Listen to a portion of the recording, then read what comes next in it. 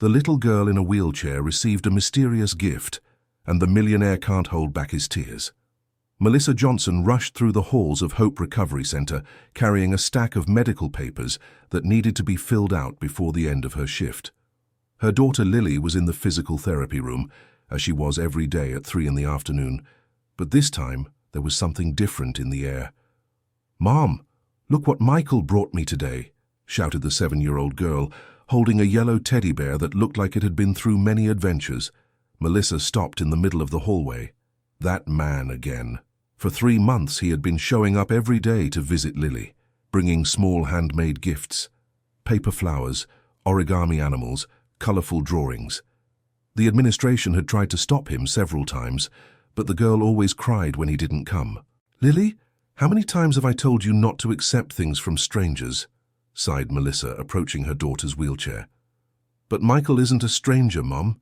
He's my friend," protested the girl, clutching the teddy bear to her chest. On the other side of the large physical therapy room, near the windows overlooking the inner garden, Richard Miller watched the scene with an expression no one could decipher. The 52-year-old businessman rarely visited his own recovery center. He preferred to leave everything in the hands of the administrator, Margaret Wilson, an efficient woman who kept the numbers always in the black. But that day, something had made him cancel an important meeting to be there. And now, seeing that teddy bear in the girl's hands, he felt his legs tremble.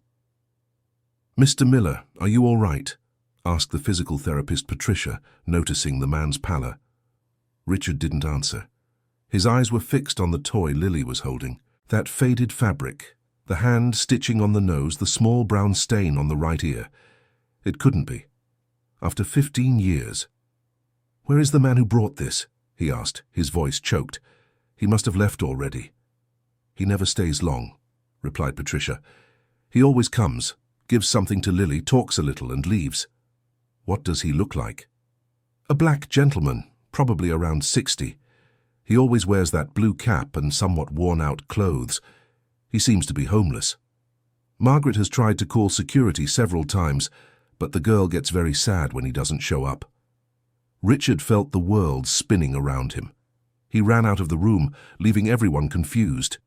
In the parking lot, he desperately searched for someone matching the description, but only found employees' cars and a few visitors. Meanwhile, Melissa examined the teddy bear carefully. It was old but clean and well cared for. On the back of the left ear, embroidered with faded blue thread, were 2 small initials, EM. "Lily, what did Michael say when he gave you this teddy bear?" "He said it was special, that it belonged to a very important girl and that it should now stay with another very important girl. I am important, right, Mum?" Melissa smiled and kissed her daughter's forehead, but inside she felt a growing unease. Who was that man? Why did he come every day? And what did those initials mean? Dear listener, if you're enjoying the story, please take a moment to like and especially subscribe to the channel. It really helps us who are just starting out. Now continuing. The next day, Melissa decided to arrive early at the center to try to find the mysterious Michael.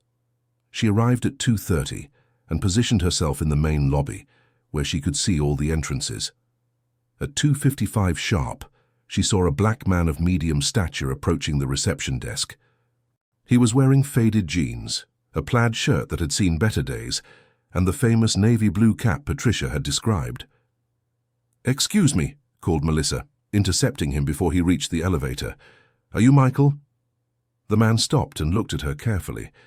His brown eyes held a deep sadness, but also a kindness that immediately put Melissa at ease.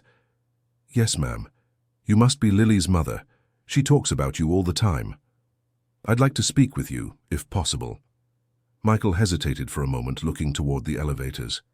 "The girl must be waiting for me." "It will only take a few minutes. Please." They went to the small cafe on the ground floor of the center. Melissa ordered 2 coffees and sat facing Michael, who seemed nervous. "Mr. Michael, I need to understand why you come here every day to see my daughter. Don't get me wrong, Lily loves your visits, but as a mother, I get worried." "I understand your concern. Any mother would," replied Michael, stirring the sugar in his coffee without drinking it. "I have a debt with someone from this center, a very old debt." "What kind of debt?" the kind we can never repay, even if we try our whole lives. Melissa noticed that Michael's hands were trembling slightly. There was something deeply painful behind those gentle eyes.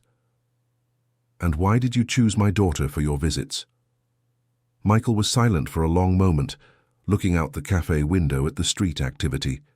"Because she is the same age my daughter was when—" his voice faltered, "and because she smiles the same way." "You had a daughter?" "I did, a long time ago." "And where is she now?" Michael took a sip of his coffee and stood up. "She is in a place where she feels no more pain, Mrs. Melissa, and I need to go see Lily now. She gets worried when I'm late."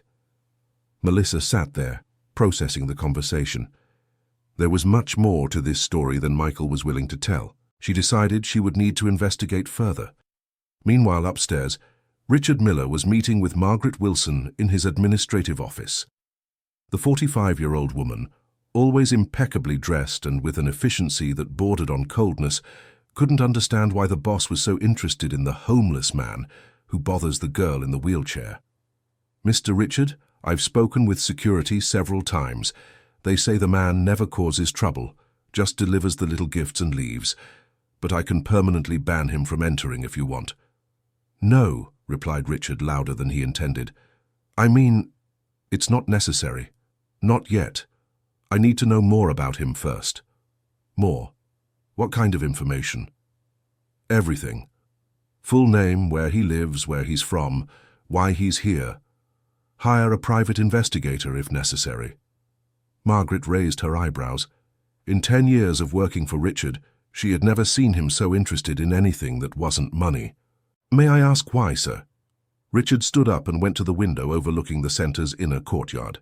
Down below he could see Lily in her wheelchair, laughing as Michael showed her a new origami butterfly. "That little bear he brought yesterday. Did you happen to see it?" "I did. A bit old, but the girl liked it. It had embroidered initials. E.M. So?" Richard closed his eyes and took a deep breath. 15 years ago, I had a daughter named Emily Miller. Her nicknames were My Emily because of the initials E.M. She had a yellow bear identical to that one, which disappeared the day I lost her." Margaret's eyes widened. "You think it's the same bear?" "I'm sure it is. The brown stain on the right ear, the different stitching on the nose, even the smell of the fabric. It's impossible for there to be two alike." "But how would that man have your daughter's toy?" "That's the million-dollar question, Margaret, and that's why I need all the information about him. Quickly!" At that moment, Michael was saying goodbye to Lily in the courtyard and began walking toward the exit. Richard ran down the stairs, determined to catch up with him, but when he reached the ground floor, the man had disappeared. "Darn it!" he muttered, punching the wall. "Dad, are you okay?" asked a voice behind him. Richard turned and saw Lily being pushed in her wheelchair by Melissa. "Dad?" repeated Richard, confused. "Lily calls everyone Dad, Uncle, or Grandpa," explained Melissa, smiling. "She's very affectionate." "Dad, do you know Michael?" asked the little girl, holding the teddy bear. Richard knelt in front of the wheelchair, coming down to Lily's eye level. "What do you mean, my dear?" "He said he knows a man who works here and has a very sad heart. He said that maybe one day he'll tell me a very important story." Richard felt a lump in his throat. "What kind of story?" "A story about a special girl who became a star in the sky, and about how her teddy bear ended up with me." Tears began to well up in Richard's eyes. Melissa, noticing the man's emotional state, approached. "Sir, are you feeling unwell?" "No, Richard stood up quickly. "Sorry, I have to go." And once again, he ran off, leaving mother and daughter confused in the lobby. That night, Richard couldn't sleep. He lay in his bed in the penthouse of a luxurious building in the Upper East Side neighborhood of New York City, remembering the worst days of his life. Emily had been born with a rare bone condition that made her very fragile. Even so, she was a cheerful and lively girl who loved that yellow teddy bear. When she passed away at 7 years old, Richard had fallen into a deep depression. He sold the house they lived in, stored all her memories in a storage unit, and never wanted to talk about the subject again. The recovery center had been his way of honoring Emily's memory. But he avoided going there precisely to avoid reliving the painful memories. And now, 15 years later, that teddy bear had reappeared in the hands of another girl the same age, brought by a mysterious man who spoke about old debts and sad hearts. The next morning, Richard arrived early at the centre and went straight to Margaret's office. "So? Did you get any information about the man?" "I did, sir, but it's more complicated than we imagined." Margaret opened a folder with some documents and photos. "His name is Michael William Stevens, 63 years old, originally from Rochester. And get ready for the surprise. He's a pediatrician who graduated from Harvard Medical School." Richard almost fell out of his chair. "A doctor?" "He was. He lost his license 15 years ago due to medical negligence. Since then, he's been living on the streets, doing odd jobs. He lives in a shelter nearby." "Medical negligence," repeated Richard, feeling a chill in his stomach. "Did you find out which case?" "It was with a 7-year-old girl who had rare bone problems. She was admitted to Mercy Children's Hospital, and he was the attending physician. The family accused Dr. Michael of not doing everything in his power to save the child. There was a lawsuit. He lost the right to practice medicine and—" "Stop!" shouted Richard, standing up abruptly. "Which family was it?" Margaret consulted the papers again. "The Miller family. The girl's name was Emily." The silence that followed was deafening. Richard leaned on the table, feeling his legs weaken. "Mr. Richard, do you recognize the case?" "She was my daughter," he whispered. "Michael William Stevens was my Emily's doctor. My God. And now he's coming here every day." "To see Lily," Richard added, beginning to understand the situation. "He said he has a debt with someone at the center. The debt is with me." "But, sir, this is very strange. Why would he come looking for you after all these years? And why through the little girl in the wheelchair?" Richard Miller fell silent for a long moment, processing all the information. "Margaret, I need to talk to him today." "Are you sure? After everything that happened?" "I am. And I need you to arrange a meeting. Reserve the smaller conference room for 4 o'clock. Tell him it's about Lily. He'll come." "What if he doesn't want to talk to you?" "He will. He wouldn't be here every day if he didn't."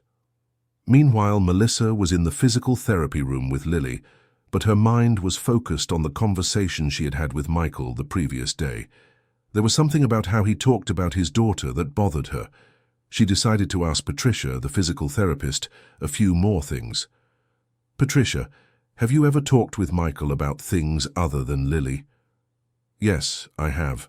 Once he helped me when Lily was having trouble with an exercise. He seemed to know a lot about rehabilitation, said some technical things that only a doctor would know." "Is he a doctor?" "I don't know, but he used some complicated words I'd never heard before. And there's one thing." "What?" "He always gets a little nervous when he walks past Mr. Miller's office, as if he's afraid of running into someone." Melissa absorbed this information. There was definitely a connection between Michael and the center that went far beyond his daughter. "Patricia, could you do me a favor? Next time Michael comes, call me. I want to talk to him again." "Of course. But he usually comes at the same time, at 3 o'clock sharp." At 3 o'clock, both Melissa and Richard were positioned at strategic points in the center, awaiting Michael's arrival. When he entered through the main lobby, they both saw him at the same time, but from different places. Michael headed straight for the physical therapy room, as he always did, but this time Margaret intercepted him along the way. "Mr. Michael, could you come with me for a moment? We have an administrative matter to resolve regarding your visits." Michael looked worried. "Did I do something wrong? Is Lily okay?" "The girl is just fine. It's just a quick chat. Please come with me." Margaret led him to the conference room, where Richard was already waiting, seated at the table. When Michael entered and saw the businessman, his face immediately turned pale. "Mr. Miller," he whispered, stopping at the door. "Come in, Dr. Stevens," said Richard, making a point of using the medical title. Michael entered slowly and sat in the chair on the other side of the table. His eyes couldn't meet Richard's. "I knew this moment would come one day," said Michael, his voice choked. "Why are you here?" Richard asked directly. To ask for forgiveness, replied Michael, finally raising his eyes. Every single day for the last 15 years I've thought about your daughter, about Emily, about what I could have done differently. And you thought coming here and playing doctor with another child would solve anything? No, Michael shook his head. I didn't come here to solve anything. I came to keep a promise. What promise? Michael took a small, worn-out journal from his pocket and opened it to a specific page. On the last day of Emily's life, she asked me to take care of her teddy bear. She said that when I found another little girl who needed love, I should give the bear to her. Richard felt the tears well up. You kept the bear all these years? Every single day. It was the only thing I had left of her. And when I saw Lily for the first time 3 months ago, I knew immediately she was the girl Emily was waiting for me to find. How did you find out about Lily? I've been coming here every week for 5 years, Mr. Miller. I stand outside, watching the children in the playground, remembering Emily. One day I saw Lily arriving with her mother, and her smile was exactly like your daughter's. Richard stood up and went to the window, trying to control his emotion. Did you lose everything because of Emily? I lost my career, my family, my home, my dignity, but I don't regret trying to save your daughter until the very end. Then why didn't you come talk to me before? Because I knew you hated me, and you had every right to. I failed you. You didn't fail, Dr. Stevens, said Richard, turning to face him. Emily's condition was incurable. 3 other specialists confirmed that later. I was just looking for someone to blame for my pain. Michael began to cry silently. Do you forgive me? I should be asking for your forgiveness, for destroying your life because of my anger. The 2 men remained silent for a long moment until Richard returned to the table. Dr. Stevens, I have a proposal for you. Dear listener, if you're enjoying the story, please take a moment to like and especially subscribe to the channel. It really helps us who are just starting out. Now continuing. Meanwhile, Melissa was getting impatient in the physical therapy room, waiting for Michael to appear for his daily session with Lily. The girl was also restless. Where's Michael, Mom? He always comes at the same time.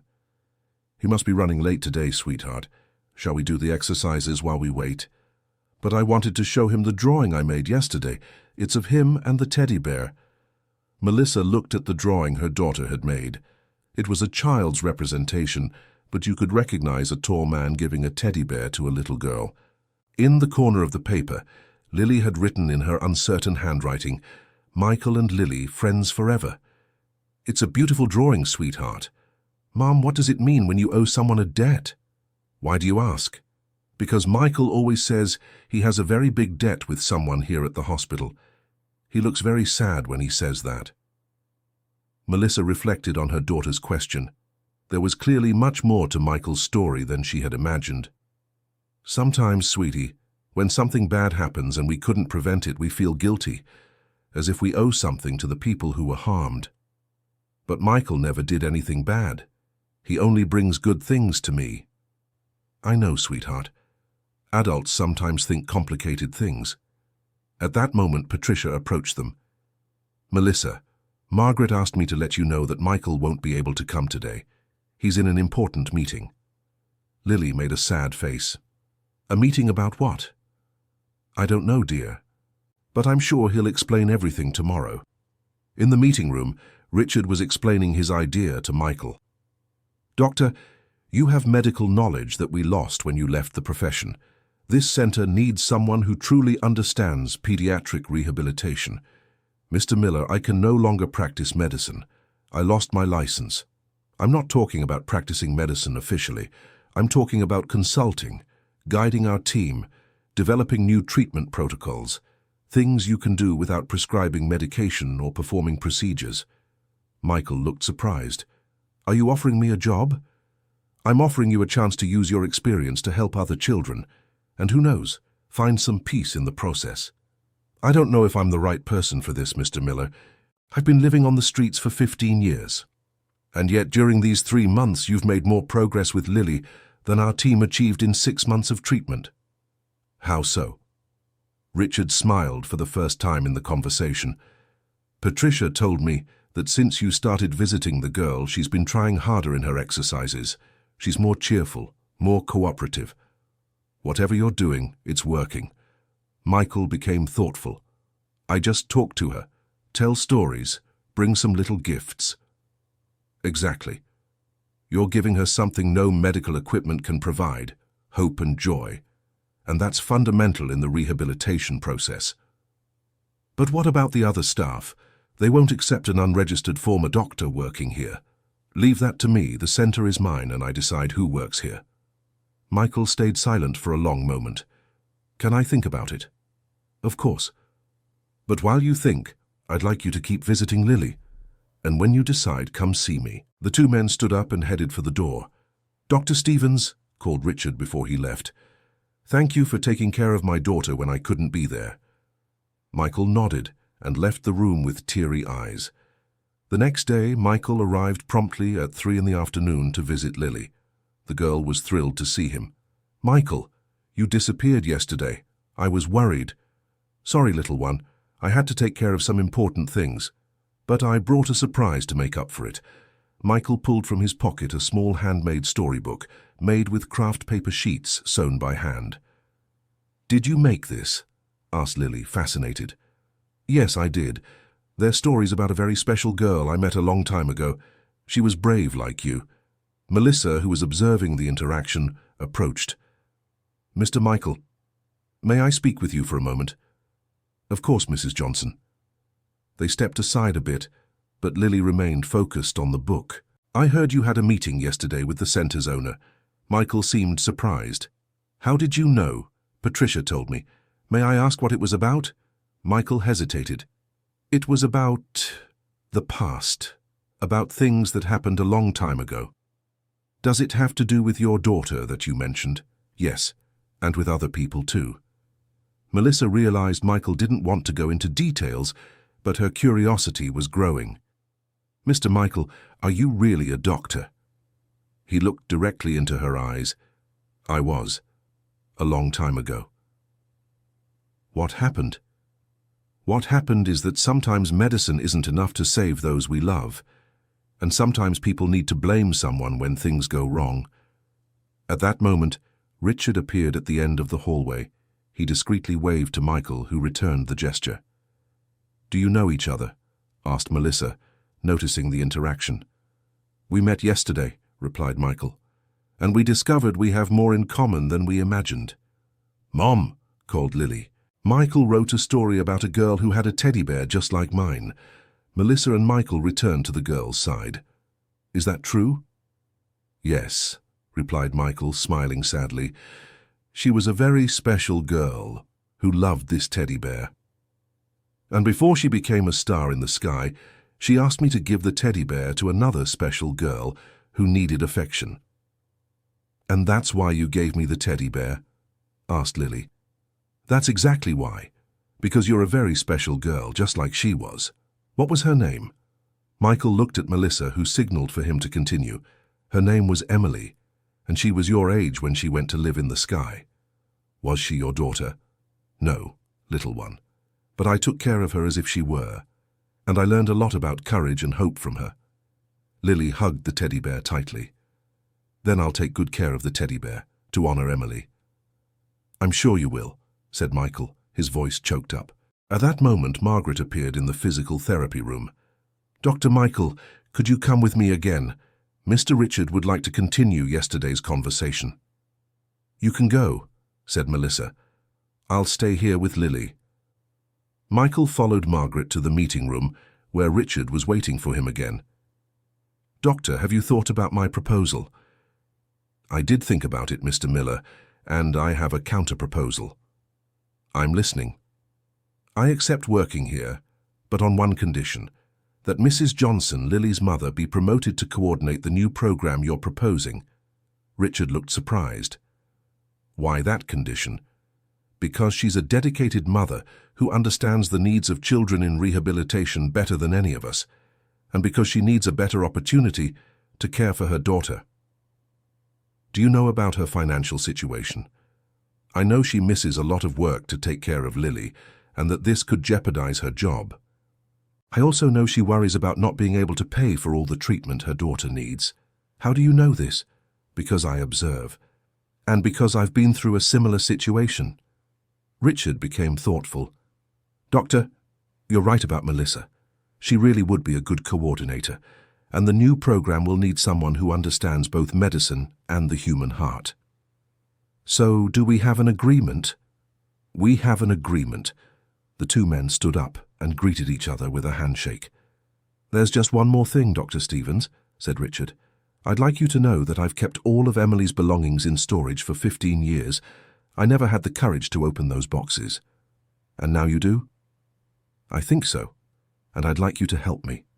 I think it's time to turn those painful memories into something positive. Michael nodded. It would be an honor, Mr. Miller. Meanwhile, in the physical therapy room, Patricia was talking with Melissa about Lily's progress. Melissa, I've never seen a child respond so well to treatment in such a short time. What are you doing differently at home? Nothing different. The only new thing is Michael and his daily visits. Well, that's exactly it. Since he started coming, Lily has been more motivated, happier, more willing to put effort into the exercises. Do you think this is really helping with her rehabilitation? I'm sure of it. Emotional state is fundamental for physical recovery, and whatever Michael is doing, it's working like medicine. At that moment, Richard and Michael returned from the meeting. Richard went directly to Melissa. Mrs. Johnson, may I speak with you for a moment? Of course, she replied, intrigued. The three adults stepped aside a little, leaving Lily playing with her teddy bear. Mrs. Johnson, I'd like to make a proposal to you, Richard began. What kind of proposal? We're creating a new rehabilitation program here at the center, focused on the emotional aspect of children's treatment, and I'd like you to coordinate this program. Melissa's eyes widened. Me? But I'm just a nurse. You're the mother of a child in rehabilitation and an experienced nurse. That perfectly qualifies you to understand what families go through and what children need. And my current job? You would be transferred here full-time with a better salary and benefits that would include all of Lily's treatment for free. Melissa felt her legs tremble. Mr. Miller, I don't know what to say. Say yes, smiled Michael, because the program won't work without you. Will the program include you too, Michael? It will, replied Richard. Dr. Stevens will be our specialized consultant. Doctor? Melissa looked at Michael with surprise. It's a long story, Mrs. Johnson, but I promise to tell you everything when we have more time. So, you two knew each other before yesterday? We met 15 years ago, said Richard, but only yesterday were we able to talk about the past. Melissa was still processing all the information. And Lily, how does she fit into all this? Your daughter will be our first official patient of the new program, explained Richard. And I'm sure she will help us develop methods that will benefit many other children. Lily, who had approached without them noticing, tugged on her mother's skirt. Mom, what are you talking about? We're talking about new friends and new opportunities, sweetheart, replied Melissa, kneeling down to be at the girl's level. Is Michael going to keep coming to see me every day? Yes, he is, little one, answered Michael. Actually, now I'm going to work here. We'll see each other even more. Really? Lily clapped her hands with joy. And is Mom going to work here too? It seems so, said Melissa, still in shock over everything that was happening. So now we're a big family, exclaimed Lily. The three adults looked at each other and smiled. Indeed, what had begun as a story of pain and loss was turning into a story of second chances and new families. Dear listener, if you're enjoying the story, please take a moment to like and especially subscribe to the channel. It really helps us who are just starting out. Now, continuing. 2 weeks later, the new Emily Miller Comprehensive Rehabilitation Program was officially up and running. Richard had decided to honor his daughter by naming the program after her, and for the first time in 15 years, he managed to talk about her without feeling only pain. Melissa was in her new office as coordinator, organizing the files of the first 5 children who would participate in the pilot program. Michael had moved into a small apartment that Richard arranged near the center and was creating a manual of playful activities to complement the traditional physical exercises. "How are you all adjusting to the changes?" asked Margaret, entering Melissa's office. "I'm still getting used to it," replied Melissa, "but it's amazing how everything fell perfectly into place. It feels like it was meant to be." "Mr. Richard is a changed man. I've never seen him so engaged with his work, and Dr. Michael is a real find. He really is special. Lily has been radiant ever since she found out he'll be working here permanently." At that moment, they heard laughter coming from the courtyard. Through the window, they could see Michael playing with a group of children, including Lily, who was trying to teach the other little ones how to make origami. "Just look at that," said Margaret. 3 weeks ago, he was just a homeless man disrupting our routine. Now he's an essential part of this team. Margaret, can I ask you something? Did you know about the connection between Michael and Mr. Richard before they met?" "No, I didn't. I only found out when Mr. Richard asked me to look into Michael's past. It was a surprise to all of us." "Do you think it was a coincidence that Lily caught Michael's attention?" Margaret thought for a moment. "You know, Melissa, after working with special needs children for so many years, I've learned that some things aren't coincidences. They're connections that life creates to heal old wounds." In the courtyard, Michael was telling the children a story about a brave princess who faced dragons in a special wheelchair. Lily listened, fascinated, holding her teddy bear. "Michael, does the princess in the story look like me?" she asked. "Yes, she does, little one. You're both very brave." "And what happened to her in the end?" "In the end, she discovered that her greatest strength wasn't in her legs, but in her heart. And with that strength, she helped many other people discover their own strengths." A 9-year-old girl named Sophie, who also used a wheelchair, raised her hand. "Michael, can you tell a story about a boy who lost the use of his arms?" "Yes, I can, Sophie. In fact, I'll create a special story just for you." Richard, watching the scene from his office window, felt a peace he hadn't experienced in years. At that moment, his phone rang. It was Melissa. "Mr. Richard, could you come down to the courtyard? There's something I'd like you to see." "What is it?" "Lily wants to show you something special." Richard went down and headed to the courtyard, where he found all the children from the program sitting in a circle around Michael. Lily was standing beside his chair, leaning on the parallel bars. "Uncle Richard," she called, "look what I managed to do." And to everyone's surprise, Lily took 3 wobbly but determined steps toward Richard. The businessman felt tears spring to his eyes immediately. Michael quickly stood up to support the girl, who was beaming with happiness. "I did it, Michael. I did it. I walked just like you said I would." "You're a champion, Lily," said Michael, his voice choked with emotion. Richard knelt down to receive the girl in his arms, but she kept walking until she reached him on her own. "Uncle, now I can walk just like the princess from Michael's story."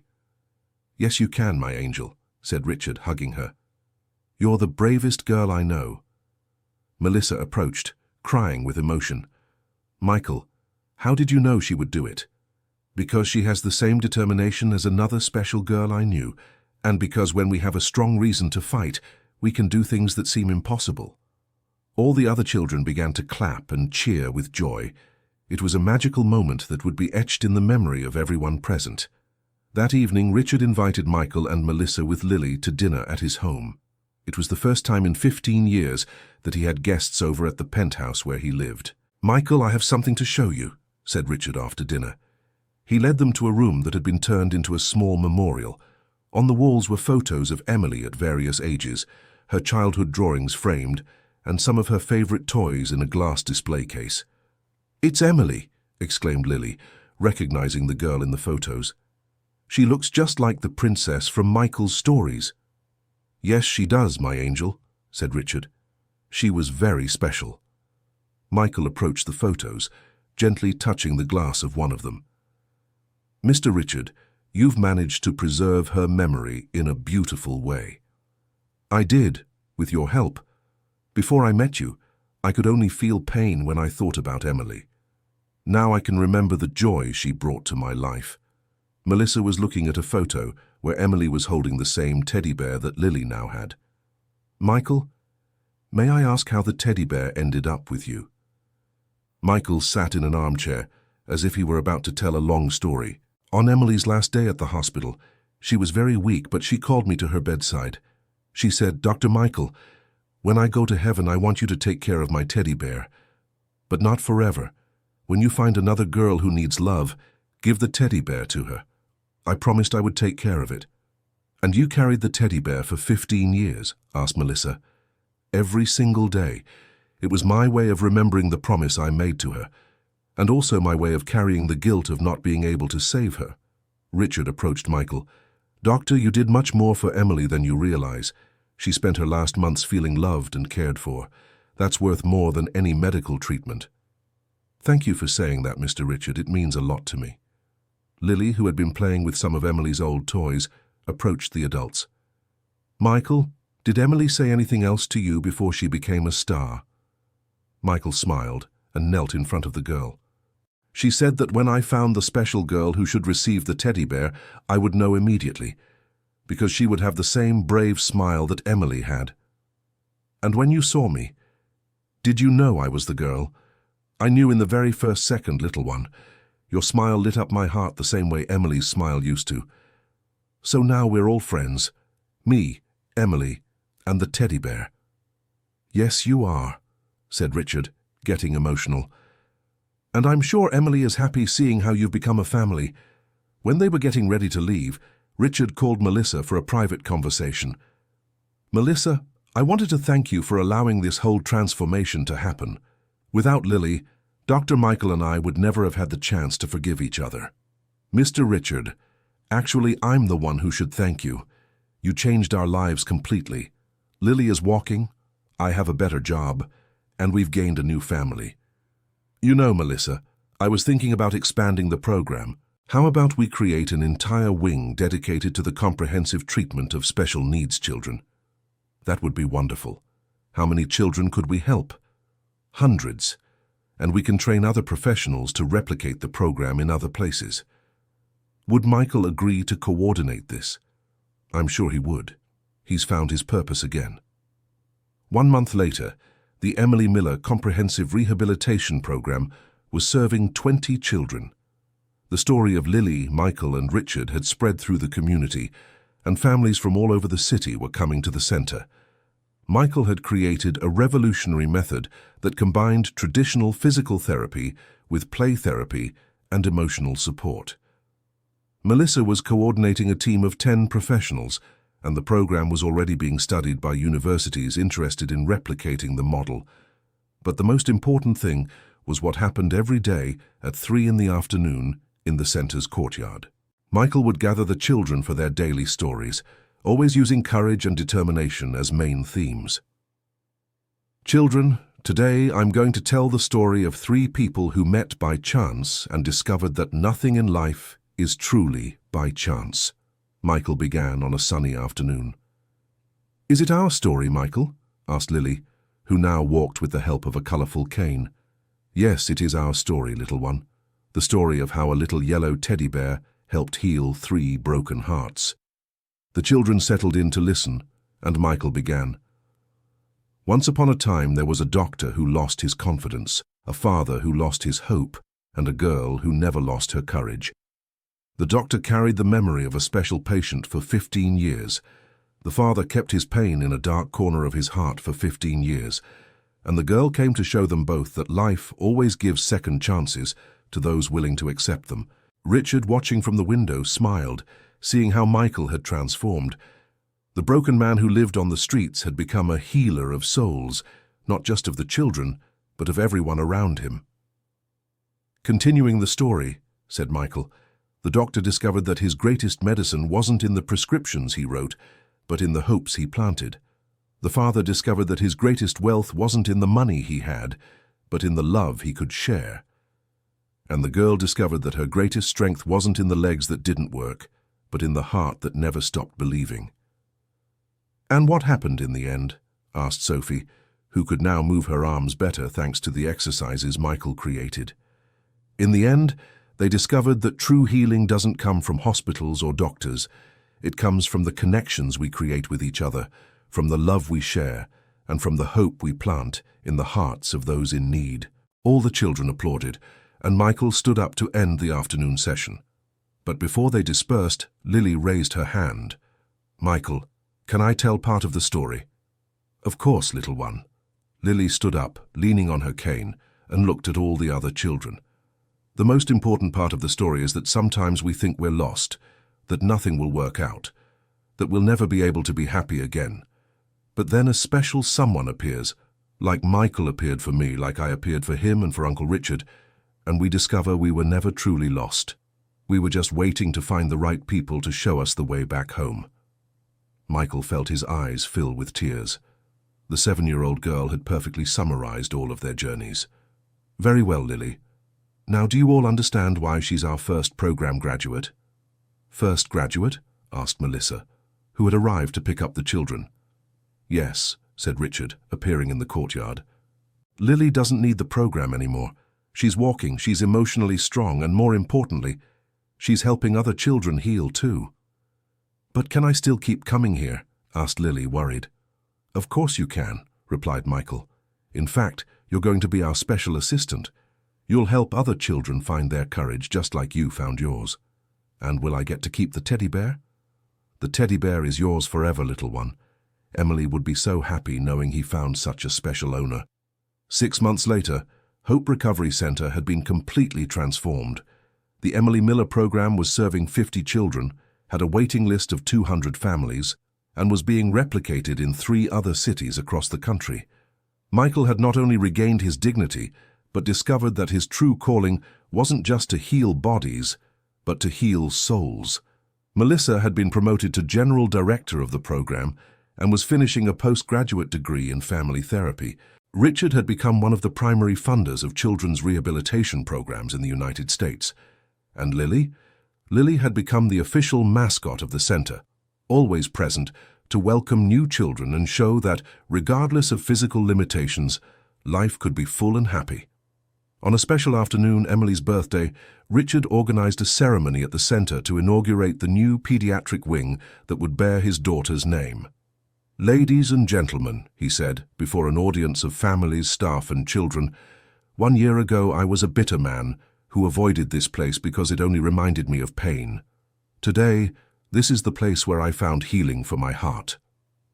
It all started with a yellow teddy bear in the hands of a special girl, a teddy bear that carried the story of another special girl, given by a man I considered my enemy, but who was in truth my brother in sorrow.